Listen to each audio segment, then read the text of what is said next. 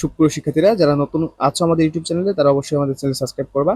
আর যারা অলরেডি করেছো তোমাদেরকে অসংখ্য ধন্যবাদ। তো আমরা এখন কাজ 1 এবং কাজ 2 এর সমাধান দেখবো এই ভিডিওতে। ঠিক আছে, তো ফার্স্ট অফ অল আমাদের কাজ 1 এ যে কি বলেছে দেখো, নিজ এলাকার নাগরিকদের জন্য সাইবার ঝুঁকি চিহ্নিত করার জন্য সম্ভাব্য সাইবার নিরাপত্তা ঝুঁকিগুলোর নাম ও কতজন কোন ঝুঁকির কথা উল্লেখ করেছে তার উপাত্ত অন্য দলের সদস্যদের নিকট হতে সংগ্রহ করো।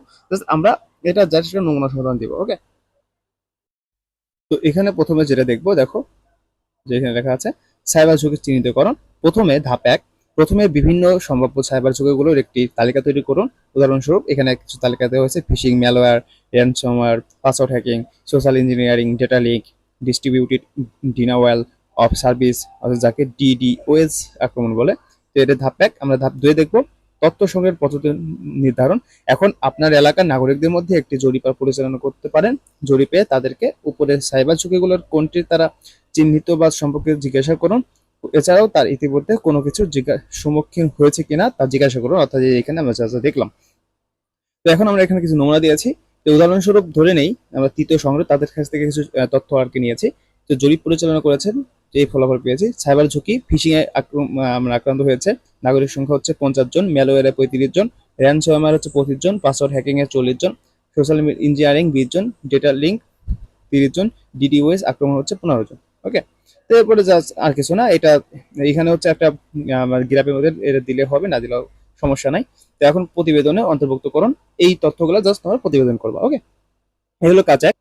সুপ্রিয় শিক্ষার্থীরা, এখন আমাদের কাজ 2 বলছে ঝুঁকিগুলোকে 1, 2, 3 ও ক্রম অনুসারে রূপান্তর করে সংগৃহীত উপাত্তের ভিত্তিতে নিচের নমুনার মতো স্পেসিফিক উল্লেখ করে ফর্মুলার ব্যবহার করে শতকরা কতজন কোন সাইবার নিরাপত্তা ঝুঁকি চিহ্নিত করেছে এবং শতকরার জন্য একটি বার চার্ট বা পাই চার্ট তৈরি করো। তো এখান থেকে তোমরা, এইখানে তারা 2টা করে দিছে, এখান থেকে আমি একটা নমুনা সমাধান দিই। সাপোজ মনে করো এখান থেকে তুমি তোমার মতো টিক দিবা। তো মনে করো এখানে এটা টিক দিবা, মনে করো তারপরে এটা টিক দিবা, এটা টিক দিতে পারো। এভাবে তোমাদের ইচ্ছে মতো তোমরা এখান থেকে সুন্দর মতো সবগুলো টিক দিবা। ওকে, মানে এখানে তোমার ইচ্ছা মতো, যে মনে করো 5 নম্বরে সাইবার ঝুঁকি 1, এইভাবে তোমাদের মতো এগুলো সম্পূর্ণ এভাবে ভরাট করবা। তো এটা করা করে মানে যখন করা হয়ে যাবে তখন তোমাদের যে কাজটা বলছে যে এখান থেকে একটা কি, একটা ঝুঁকিপূর্ণ শতকরার জন্য একটি পাই চার্ট আঁকতে হবে। তো আমরা নমুনা পাই চার্টটা চলো দেখে নিই। তো মনে করো আমরা এই 5টা নমুনা দিয়ে এলাম। তো এখানে তুমি মনে করো ওইখানে যে তথ্যগুলো পেয়েছো সেখান থেকে তুমি এখান থেকে তোমার ইচ্ছা মতো করে, বুঝছো, তোমার ইচ্ছা মতো করে তুমি একটা পাই চার্ট অঙ্কন করবা। এখানে তোমার ইচ্ছে মতো এখান থেকে তুমি মানে এই কোথায় ধরো যে 0.1 বা তোমার এখানে মনে করো এই যে এটাই, যে যেখানে হচ্ছে কি করেছে, একটু ওয়েট করি আমরা, একটু এটা চলে যাক। ওকে, এখানে যেটা আমরা টিকমার্ক দিয়েছি, মনে করো সাইবার নিরাপত্তা ঝুঁকি 1, এখানে গুণবা যে আসলে কোন কতজন হয়েছে। ঠিক আছে, এভাবে মনে করো গুণবা। সাপোজ এখানে মনে করো এটা হচ্ছে একজন, মানে এখানে একজন, 2, 3, 4, মানে এভাবে তোমরা ধরো 1 থেকে 15 জনের ভিতরে মনে করো তোমার হচ্ছে 1 থেকে 15 ভিতরে তোমার ঝুঁকি 1 আছে মনে করো কয়জন, ধরো 10 জন। মনে করো 10 জন আছে এখানে, এখানে মনে করো 5 জন, এখানে মনে করো তোমার 7 জন আছে, এখানে মনে করো আবার 13 জন আছে। ঠিক আছে, আর এখানে মনে করো 8 জন আছে। তো এইভাবে মিলে তোমাদের একটা পাইচার্ট অঙ্কন করতে হবে। পাইচার্টে তোমাদের অবশ্যই কয়টা ধাপ করতে হবে, 1টা 2টা 3টা 4টা 5টা ধাপ করতে হবে। এভাবে একটা ধাপ, 2টা ধাপ, 3টা ধাপ, 4টা ধাপ, 5টা ধাপ, 1 2 3 4 5, 5টা ধাপ।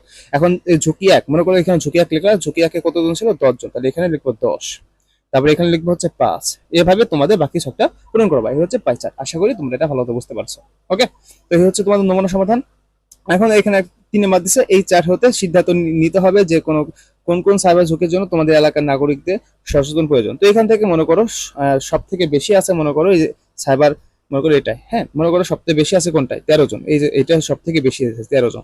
তার মানে আমাদের সাইবার নিরাপত্তা ঝুঁকি 4, এই 4-এ হচ্ছে আমাদের সব থেকে কি করতে হবে, এই যে আমাদের 3 নাম্বার কাজে বলছে যে এই চার্ট হতে সিদ্ধান্ত নিতে হবে যে কোন কোন সাইবার ঝুঁকির জন্য তোমাদের এলাকার নাগরিকদের সচেতন হতে হবে। তাহলে আমরা বুঝলাম যে আমাদের সাইবার নিরাপত্তা ঝুঁকি 4-এ যে নাগরিকগুলো আছে তাদেরকে আমাদের সচেতন থাকতে হবে।